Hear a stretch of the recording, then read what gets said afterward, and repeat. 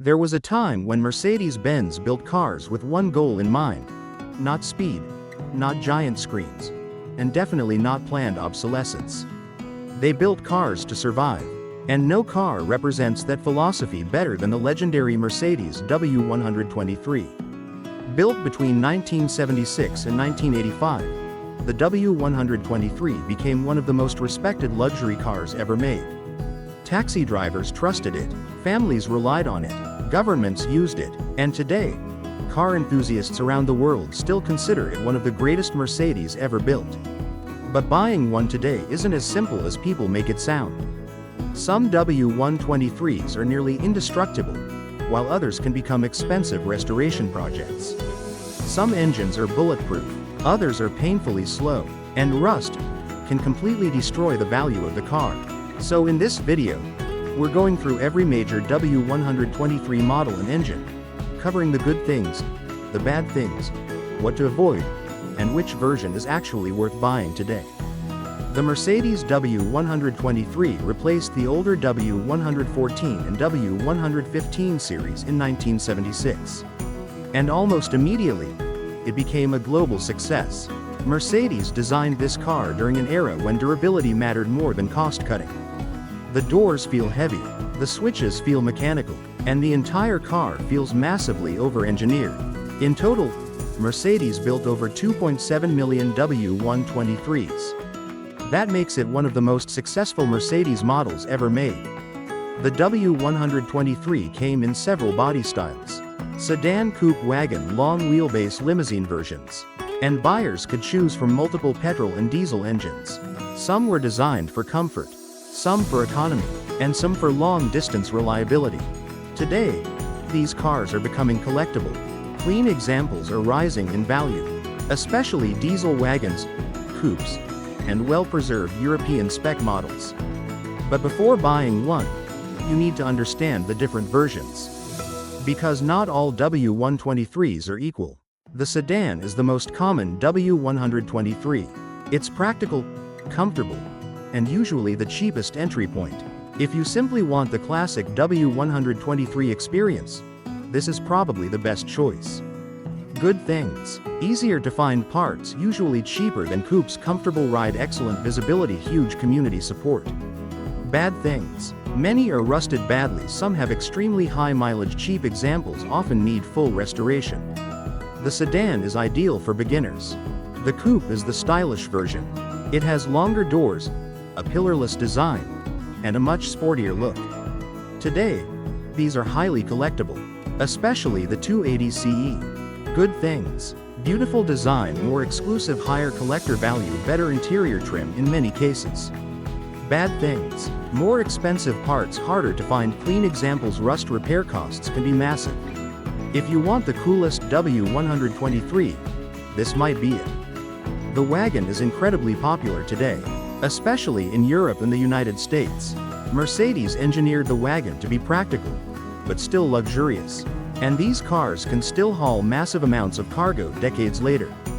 Good things: extremely practical, rare and collectible rear self-leveling suspension, great for road trips.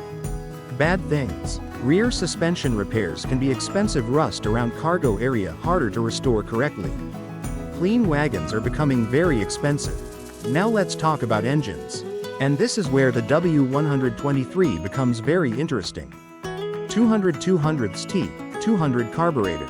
These smaller four-cylinder petrol engines were common in Europe. They are simple, reliable, and easy to maintain. But they are not fast at all. Good things: very simple, mechanically, cheap to maintain, decent fuel economy, reliable when serviced properly. Bad things: extremely slow by modern standards, carburetors can need tuning, weak highway performance. These are best for relaxed driving, not performance. 230/230C. The 230 models are some of the best balanced W123s. Especially the fuel-injected 230E.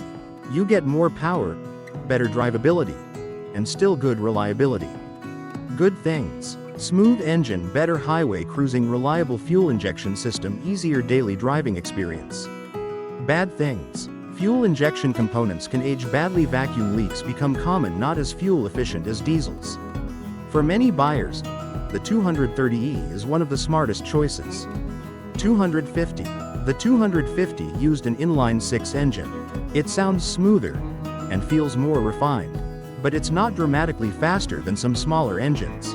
Good things: smooth inline-6 character, comfortable long-distance cruiser, classic Mercedes feel. Bad things: more fuel consumption, extra maintenance complexity, some parts harder to source. 280 280th 280CE. Now we get to the top-tier petrol models.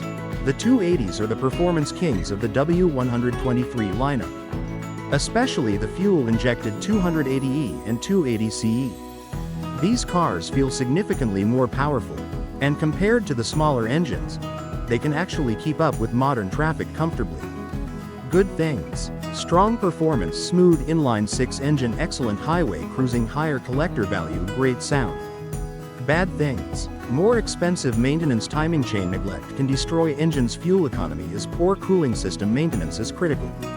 The 280 models are fantastic if maintained correctly, but neglected examples can become financial nightmares. The diesel W123s are the cars that created the legendary Mercedes durability reputation.